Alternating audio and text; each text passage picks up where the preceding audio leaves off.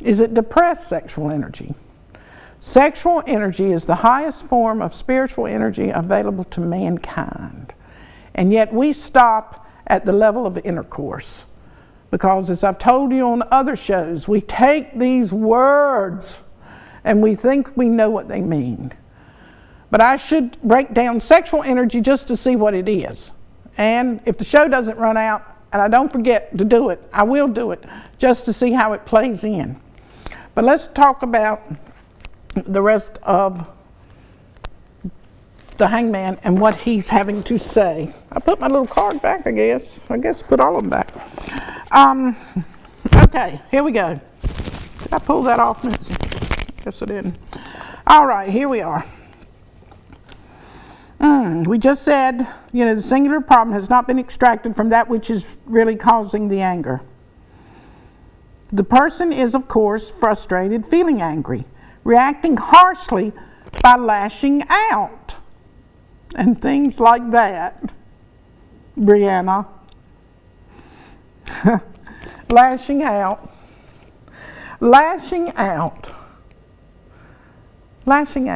Now just envision that. How many times, I'm not saying just with what you think lashing out means, physically exerting some type of emotional expression or action, lashing out. We're doing things that are so uncomely to ourselves, and the people around us are receiving the detriment because of it.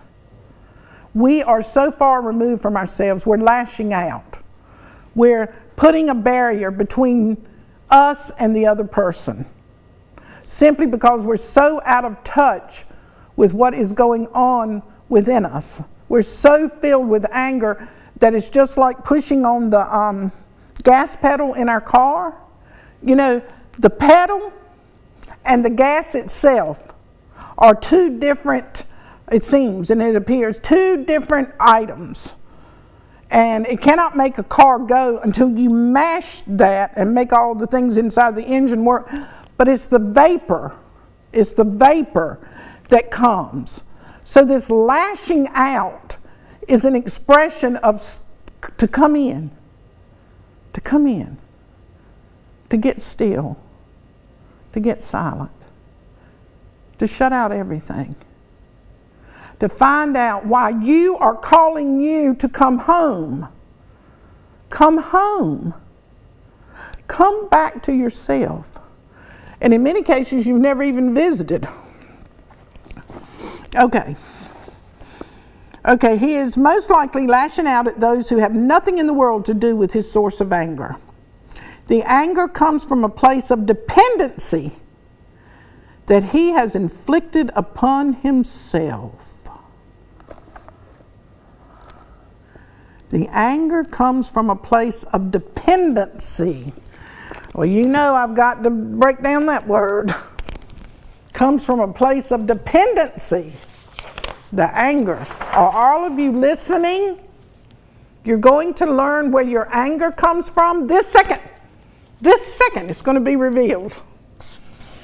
It comes from a place of dependency. Dependency. It don't look right. But anyway, is that the way you spell it or not? Even dependency. Where is it at? No, it's got an E. Okay. Dependency. 4. Saturn. Time. Could be mad that you're here encased in a body, couldn't you, Betsy? All right, start with 5, 7, 5, 5, 4, 5. Good gracious sakes. 5, 3, 7. 4, 7, 5, 4, 5, 3, 5, 5, 5, 7. 15, 22. All right. What did I say to begin with? Somewhere back on those papers. A master builder. Okay? You and the heart of your dependency is a master builder. But you are, have you ever heard me say on the show, there are certain words that I love to say? I love the way they feel on the tongue. Well, I'm getting ready to say one. Your anger is coming from the fact that you are a master builder of your own lives, and you are sublimating that power. You are sublimating that power. You are doing things for the wrong, if you would. I know on other shows I say everything is right and wrong, but you got to take in context. That's the only word I can use. You have a lust of result. Okay? And because you don't get what it is you think that you want, you're mad, as can be. 11, 16, 20, 25, 28. There's my number again. So we're going to say 5, 10, 15, 22, 11, 16, 20, 25, 28. What have we got? Whoa! Whoa! I know you've seen me do this on 20 million shows if I had done them. How about 10? 10 times experience. Okay? You have narrowed your existence. You have narrowed your existence to this because you want this, that, and the other. And you want it the way you want it too. Don't forget that. So your existence has been reduced down to that. When in actuality, your existence is all of this space, all of this space, all of this space in here, and all of the space outside of here. You are to experience, I think Jesus said, take no thought. Okay, that's what he said. If you're going to listen to him. Experience this existence without your ideas of conformity.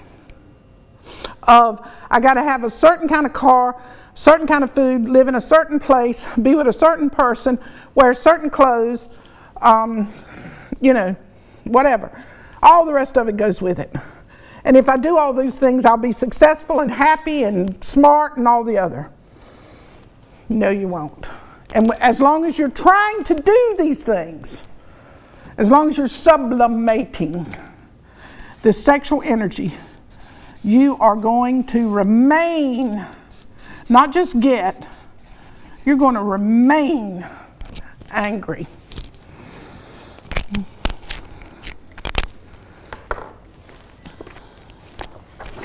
All right, here we go. Let me see. All right. The anger comes from a place of dependency that he has inflicted upon himself, narrowing your existence down with your preferences and your factions and your opinions. Your opinions. He feels helpless in the situation. We say, remove thyself, stay not in it, and do not feel that thou art trapped. For no one is trapped while yet on the earth plane, and no one has to stay in an existing situation except thou art called to do by his own volition. My husband's being so mean to me. You're thinking yourself so special that you need to be mean too. You're the star of your own show. Oh, my sister lied to me and didn't inform me of what was going on. And why did you need to know what was going on, except that if you were in the situation that the occurrence happened right in front of you? Why are you filling your mind with so many thoughts? Jesus said, take no thought. You're in the situation, it's of your own volition. You are not trapped anywhere, anytime, doing anything. You do not suffer any type of abuse, any type. Every single solitary thing is used to set you free. But you're angry about it because you don't see that, because you're not upside down. You're right side up calling the shots, you think. But this particular card being pulled signifies that anger is being kept, not vented, thereby will explode shortly, causing great harm. So when you think that you appease a situation, okay, you acted real ugly, you lashed out, and then what do you do but come back and say, oh, I was so ugly, I was so mean, I'm so sorry, You didn't feel any of those things. So why are you saying them? You're just adding insult to injury. Can't you be authentic 5 minutes? Can't you let lie what has been sown so that you can see what trees will come up for your particular nourishment? Paula, that sounds so crazy. Why are you saying that anger is good? Anger is releasing you. If you will allow it to flood over you and not attach thoughts to it of what it means, let it just swim by you. Like fishes in a fish tank. That's all. It was an incident. It occurred. It's moved on. But you haven't. You want to go back over it and tell whoever will listen to it. After you go over it 17,000 times in your own mind, magnifying it, adding to it to the other people that will listen to you. But what you're getting angry about is not what you're getting angry about. That which is in you is calling you home. There's called a righteous indignation. And if you get angry at getting angry, then you can get silent and see that no one on the outside is causing you your trouble. No one is causing you your disappointment. No one. It all resides within you. Right there. Turn upside down and you'll feel it. It will come flooding to you. What it is that you're so horrendously trying to protect. You're trying to maintain an image. Maybe you think, there's something that you're supposed to do so that the other person will think more of you. That's not true. You can't do or be more than what you are. I mean, you can doll up the package, but the content is the same. Deal with our anger. Even with Jesus turning over the tables in his Father's house, you've made this place into a den of thieves. You're robbing your own self. You don't realize that. What you take from another and what you give to another. There's a certain place you can give. You can give and give and give and give and give and give. Okay? But there comes a place when you have given too much. You know that point. Only you know that point. And when you do that, it's going to come back and bite you. Because, there's that word I say never to use because that's not the reason of it. When you give beyond that point, you start expecting. And that's when those demands come in. And that's when all those thoughts about you being a loving, wonderful, special human being. And why don't people recognize that? It's time to turn yourself upside down, as Jesus turned the tables upside down. Let me see. When this particular card being pulled signifies that anger is being kept, not vented, thereby will expose shortly, causing great harm. It is written that removing the letter D from the word danger, thou hast anger. So, as long as you walk in anger, filled with anger, it is there. It is there to call you home. I talk about the 16th card, the tower, to shake you down. to bring you down from that high position where you think you're so right and you're entitled. You like that word? You're entitled to certain things. But when you're walking with that anger, it's time to turn it upside down. Turn it upside down so that you can really feel what is running through you from the other end of the spectrum, not your opinion. Could it be that something else is going on? Let me see.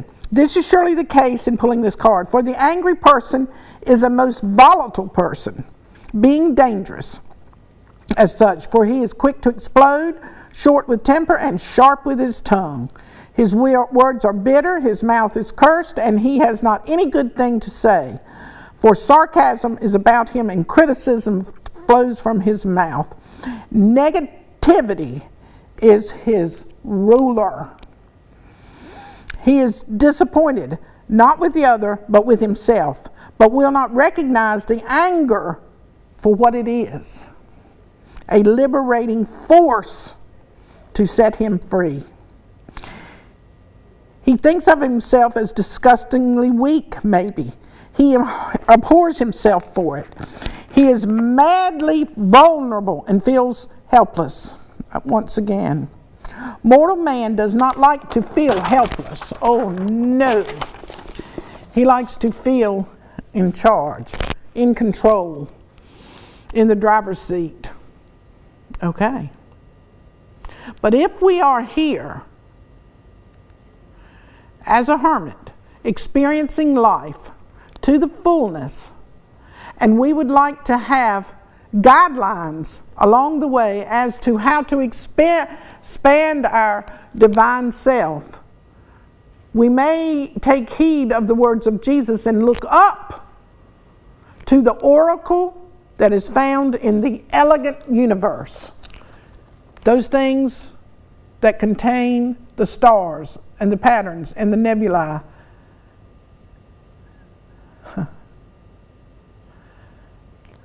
And all of the other magnificent light beings that perpetrate this entire galaxy and beyond.